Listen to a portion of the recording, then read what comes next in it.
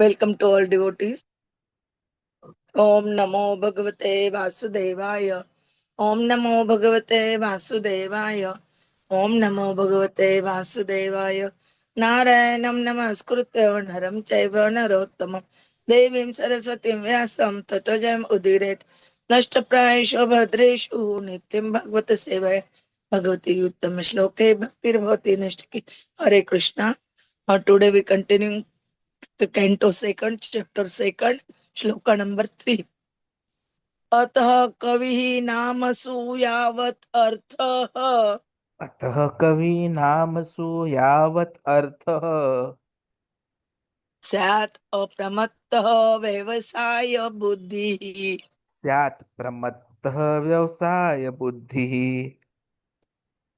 सिद्धे अन्यथा अर्थेन यतेत तत्र सिद्धे अन्य यथार्थ न यतेत तत्र परिश्रमं तत्र समीक्षमाणः परिश्रमं तत्र समीक्षमाणः अतः कवीनामसु यावत् अर्थः अतः कवीनामसु यावत् अर्थः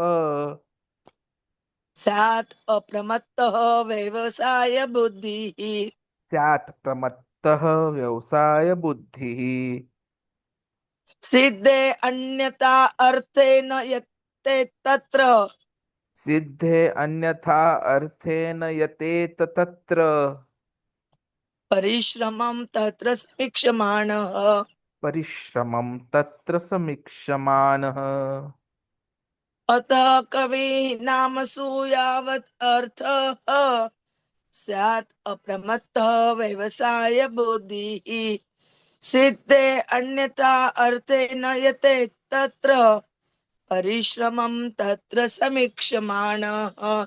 हरे कृष्ण. हरे Krishna.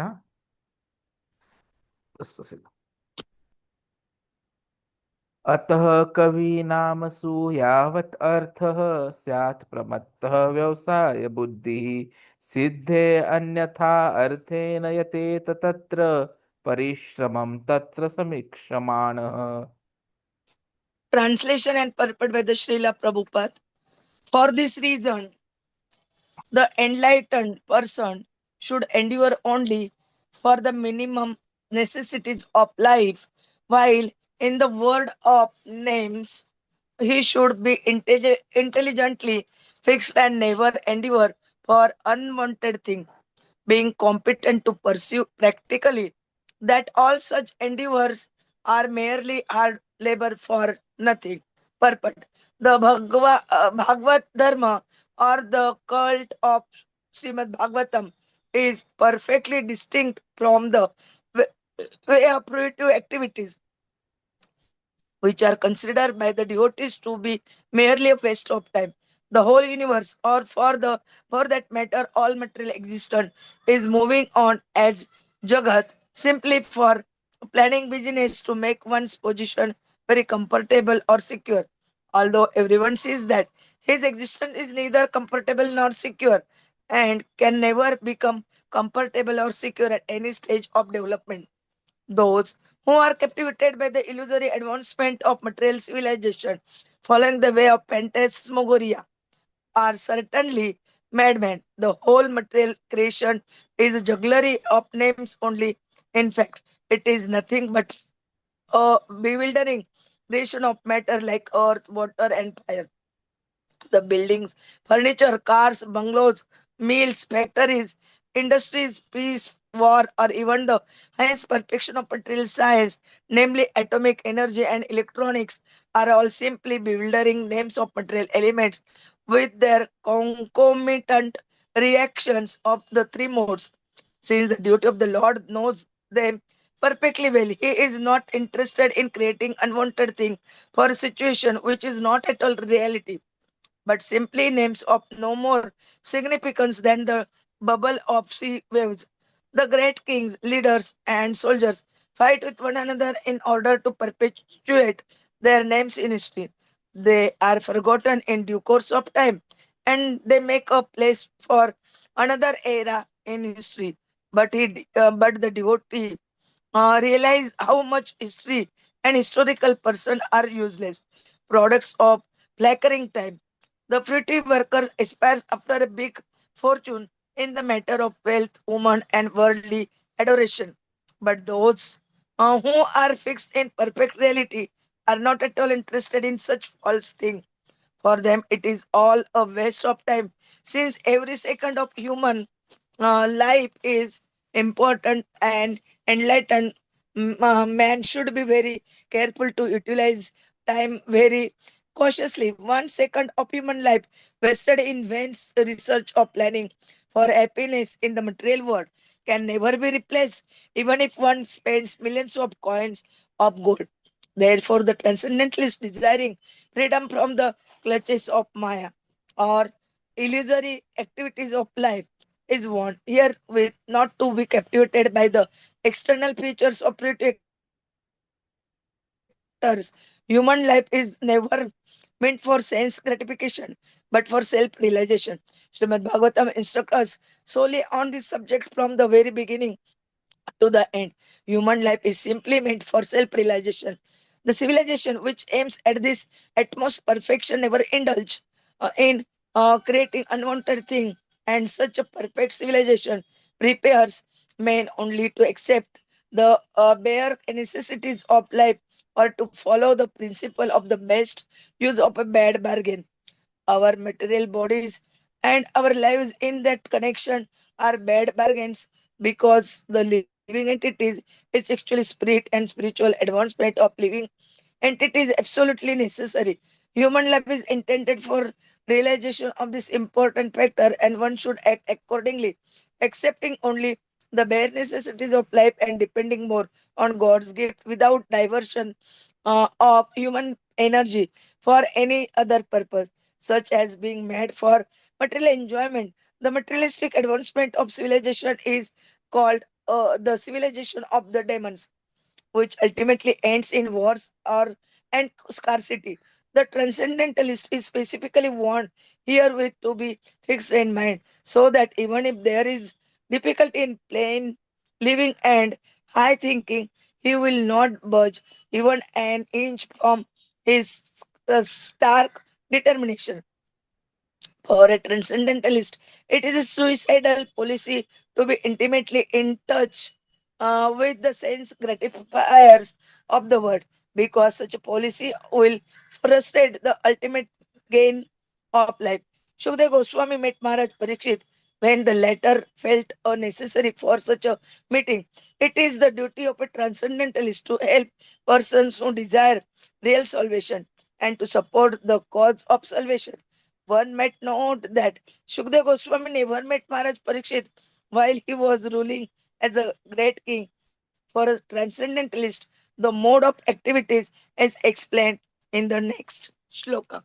Om Jnana Jnananjana Shalakaya Chakshurunmilitam Ena Tasmai Sri Gurave Nama Sri Chaitanya Manobishtam Stapitam Ena Bhutale Swayam Rupa Kadamayam Dadati Swapadantikam Vandeham Sri Guru Sri Yutapada Kamalam Sri Gurun Vaishnavancha Sri Rupam Sagrajatam Sagana Raghunathanvitam Tam Sajivam Sadvaitam Savadutam Parijana Saitam Krishna Chaitanya Deva Sri Radha Krishna Padan Sagana Lalita Sri Vishakhanvitancha Namo Om Vishnu Padaya Krishna Preshtaya Bhutale Srimate Bhakti Vedanta Swami Niti Namine Namaste Saraswate Deve Gauravani Pracharine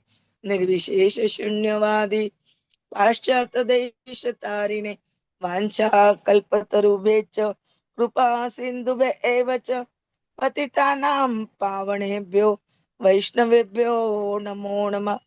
जय श्री कृष्ण चैतन्य प्रभु नित्यानंद श्री अद्वैत गदाधर श्रीवासादि गौर भक्त वृंद हरे Krishna Krishna Krishna Hare Hare Hare Ram Ram Ram Hare Hare Hare Krishna, Hare Krishna, Krishna Krishna, Hare Hare, Hare Rama, Hare Rama, Rama Rama, Hare Hare, Hare Krishna, Hare Krishna, Krishna Krishna, Hare Hare, Hare Rama, Hare Rama, Rama Rama, Hare Hare, Hare Krishna.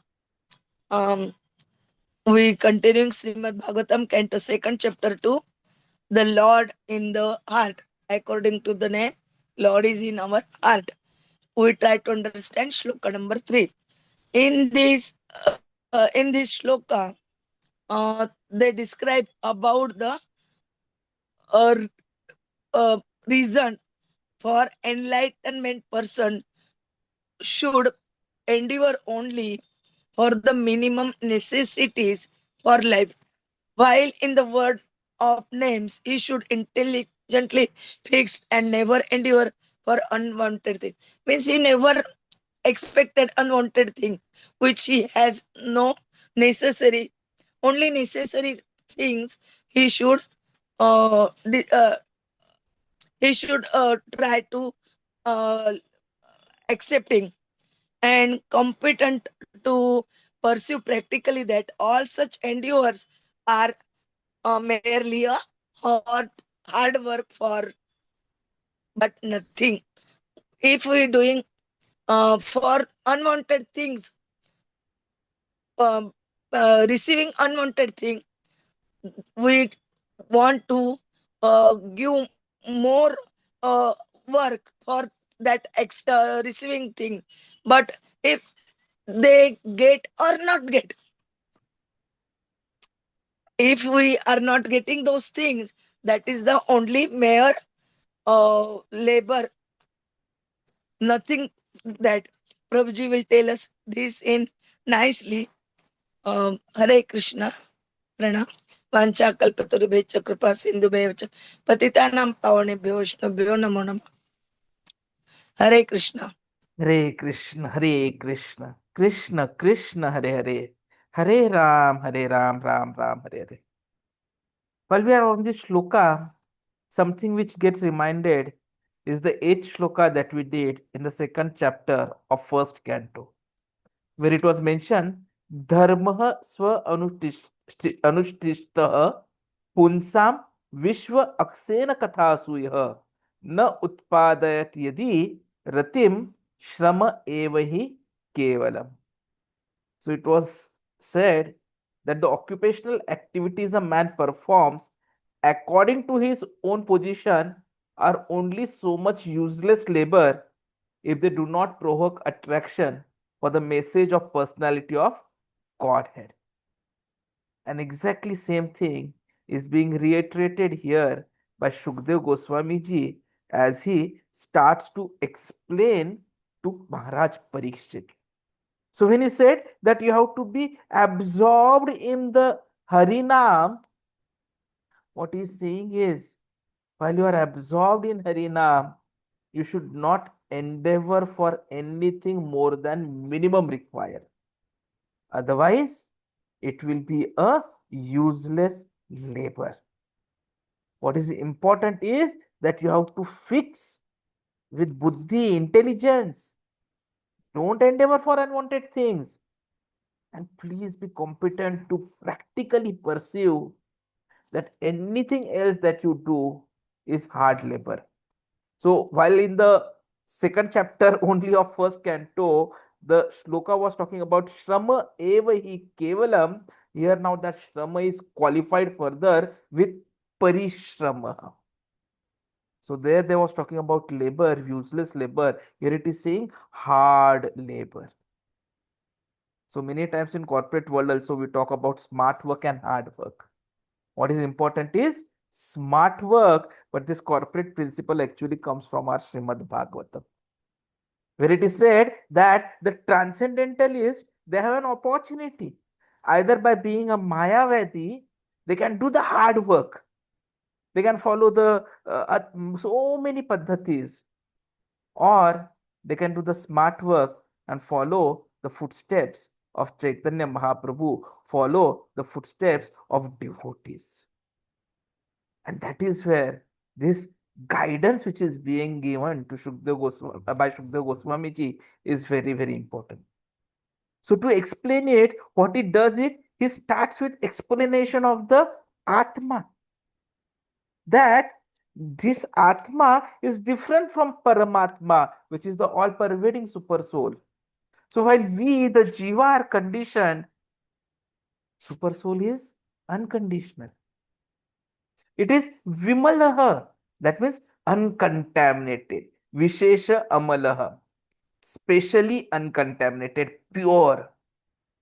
And it is also vijñāna-ghana-ātmakaḥ. So there is concentrated mass of knowledge and consciousness.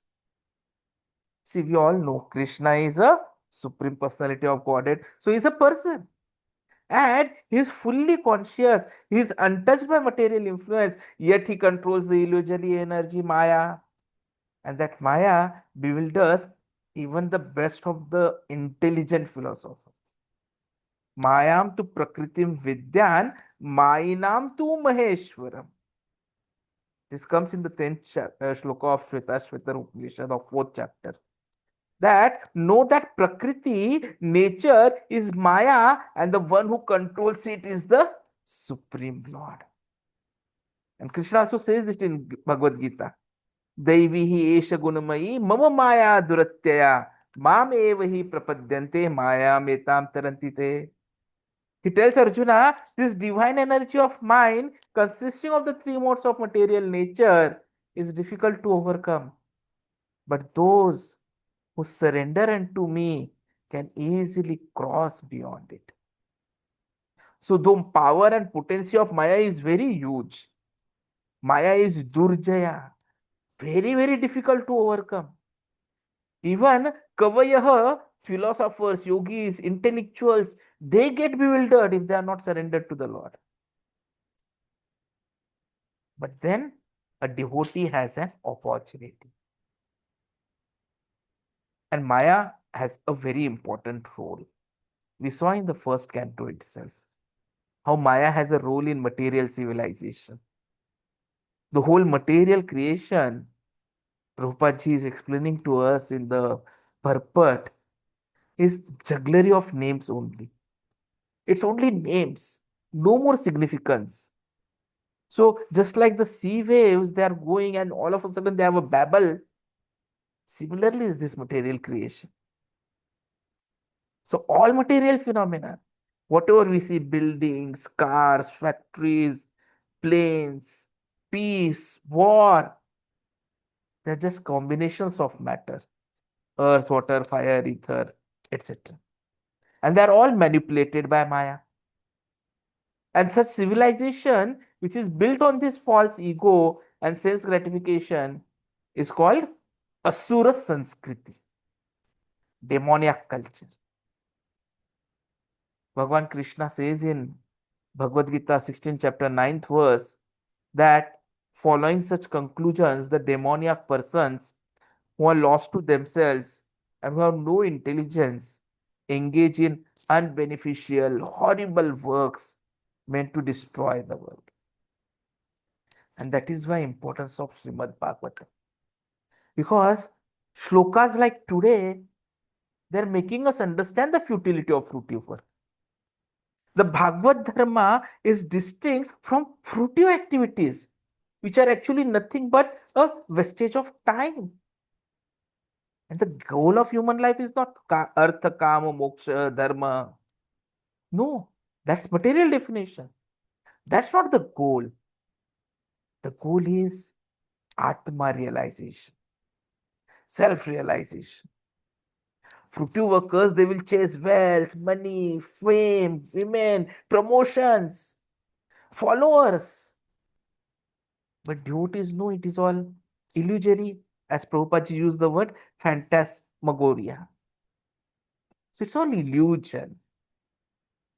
Even historical legacy is a futility. See, great leaders, kings, they strive to make a name in history. But all are forgotten with time. History is just another illusion created by the flickering nature of time, which is Kala. So what was very, very significant, historical, maybe in the 13th century, 14th century, today we don't even know it. What was very, very important, knowledgeable, well-known, famous in 19th century, today we may not be knowing it. Even in 20th century, so many phenomena, the defined world, and in 21st century, we don't know it. So even the great leaders and kings was today striving to make a name in history, they should know that they will be forgotten with time because they are not valuing human life and time. 1 second of human life vested in research for material happiness can never be replaced, even for millions of tons of gold. Every moment is precious and should be used for self-realization. Today, while I was in another discussion, I was told that there are so many wars going on. And in one of the war, one country, it gave 100 ton of gold to another country to get, what do you call those flying, I forgot the name, weapons from them. But then that is useless because that moment is not spent properly. That moment which was precious, which should be used for self-realization, has been wasted. The life, it should be lived with the principles of simple living and high thinking. We saw this, in fact, in the first chapter, 12th shloka, Ayuhu harati vai punsam. With ease rising and setting of the sun, the duration of life for everyone is being reduced, except for those who engage in katha of the Supreme Lord. The reason being, for them, this is not going to be repeated. They are going to go back directly to Godhead and continue in the eternal association with Krishna. And that is Bhagavad Dharma, the real civilization, which teaches us to accept bare necessities of life and use the remaining energy in Krishna consciousness. Because that is most important. A devotee sees through Maya and focuses on the eternal soul, not on the temporary names and forms. Prabhupada is explaining here the relationship between Shukdev Goswami and Parikshit Maharaj. So the purport he is talking about dangers of association with sense gratifiers. It is said that a transcendentalist, he must always avoid close contact with those who are absorbed in sense gratification, as it can derail spiritual progress. Actually, such contacts is a suicidal policy for anyone seeking liberation. Shukdev Goswami ji came to Maharaj Parikshit only after he gave up royal duties and was seeking salvation.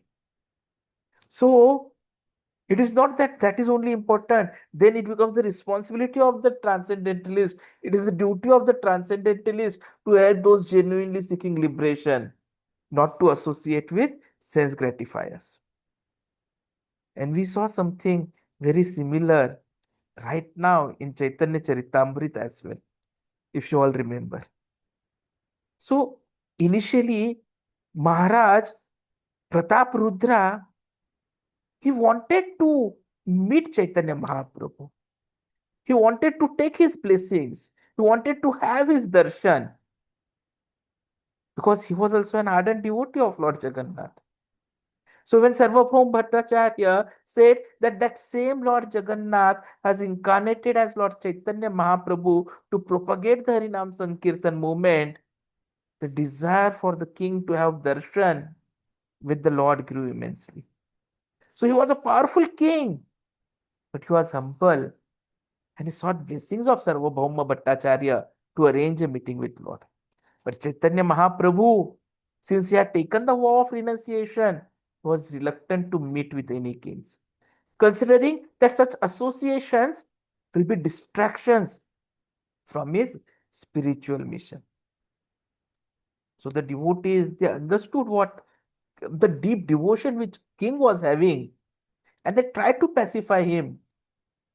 Chaitanya Mahaprabhu was also tried to be told, but somehow it was not happening. And then, if you go to the Madhya Leela 12th chapter, shloka number 18 onwards, we see it how the devotees then recommended Chaitanya Mahaprabhu. And then there was a opportunity for a secret glimpse, which King Prataprudra had. But then he started having doubt. And then he had a realization in sleep. He got the divine revelation. So we learn the power of devotion, the importance of humility, the compassion of the Lord, and the importance of submissive hearing. And that is what we will be seeing in this chapter from 8th to 10th shloka. We will be understanding the teachings on dharma and duty. In 8th shloka, we understand that occupational duties don't lead to love for God and they can be useless labor. And then we also saw in the 9th shloka, purpose of all duties is liberation, not material gain. And in 10th shloka, we saw that we should satisfy the senses for self-preservation, not indulgence, and constantly seek Krishna. So the conclusion of this verse is that we have to have this warning. It's a sobering philosophical warning for us. Material life, however advanced, is illusory. Supreme Lord, since he is untouched by illusion, illusion works under him, and that bewilders the whole world. And only devotion, surrender to Krishna, can help one transcend Maya. So let us try to make the best use of this bad bargain, this human body. And what is that best use? It is to engage in devotional service.